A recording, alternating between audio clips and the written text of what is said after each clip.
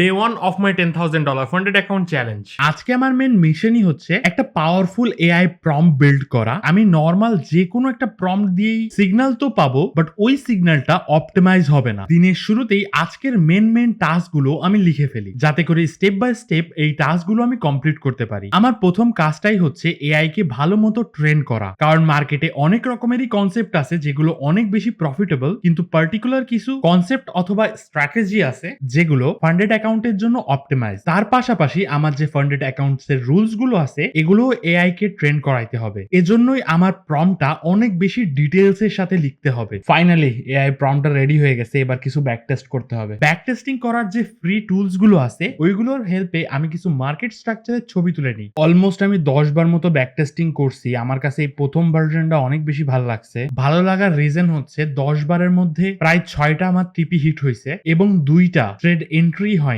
এবং বাকি 2টা আমার এসএল হিট হয়েছে। এভাবেও যদি চলে তাহলে কিন্তু আমি ইজিলি ফান্ডেড অ্যাকাউন্ট পাস করে যাব। এই 2টা এন্ট্রি ট্রিগার না হওয়ার মেন রিজনই হচ্ছে আমি অনেক বেশি সেফ প্লে করছি আমার এআই প্রম্পটে। সব শেষে যখন আমি এই এআই প্রম্পটের উপর একটু কনফিডেন্স বিল্ড করতে পারছি, তখনই আমি 2টা মার্কেটের জন্য সিগন্যাল জেনারেট করে নিই। একটা হচ্ছে ইউরো ইউএসডি আর একটা হচ্ছে গোল্ড। ভাই ইউরো ইউএসডিটা মনে হচ্ছে এসএল হিট হবে, বিকজ এসএলটা অনেক বেশি টাইট দিয়ে দিছে। অনেকক্ষণ ধরে ইউরো ইউএসডির মার্কেট কিন্তু একটু সাইডওয়েজ হয়েছিল, কিন্তু মজার বিষয় হচ্ছে আমি প্রফিটেই ছিলাম। যেহেতু অনেক বেশি রাত হয়ে গেছে এবং কালকে মার্কেট অফ, এজন্যই কিন্তু আমি আমার পিসিটা অফ করে একটা ছোট্ট ভ্যাকেশনের জন্য চলে যাই। 17 তারিখ সকালের ফার্স্ট 4 আওয়ারের ক্যান্ডেলটাই ছিল একটা রিজেকশন ক্যান্ডেল, যেটা দেখে আমি অনেকটা কনফিডেন্স পেয়ে যাই যে মার্কেট হয়তো বা আমার টিপি হিট করে দিবে। বিকাল 4টার সময় কিন্তু আমার টিপি হিট হওয়ার অনেকটাই কাছাকাছি চলে যায়। যেহেতু আমার টিপি এরিয়া থেকে একটা রিজেকশন নিয়ে নিছে, এজন্যই আমি ম্যানুয়ালি ট্রেডটা ক্লোজ করে দিই। একই সাথে গোল্ডের এন্ট্রিটা ট্রিগার না হওয়ার কারণে কিন্তু আমি গোল্ডের এন্ট্রিটা কেটে দিই। সত্যি বলতে পরে অনেক বেশি রিগ্রেট হচ্ছিল, কারণ যেখানে আমার এন্ট্রিটা দেওয়া ছিল